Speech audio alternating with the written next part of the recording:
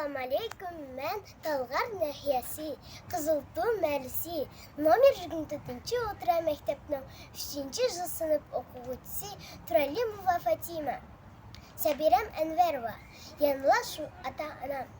Mening üçün g'am yeydigan, kech-kunduz ansiraydigan, hech kimga zar etmaydigan qadrdonim ata-anam. Yalğız tashlab ketmaydigan, ranjitsam-mu kechmaydigan, yatsa tirsam men deyilgan mehribonім ata-anam.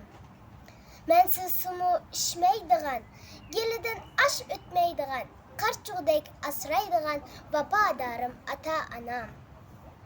Ecrin peris etmeydigan, yamanlardan aklaydigan, til ko'zdimmu ashlaydigan beguborim ata-anam. Bizler üçün yaşaydigan, jiroqqa ko'z tashlaydigan, durust yo'lga boshlaydigan yanla shu ata-anam.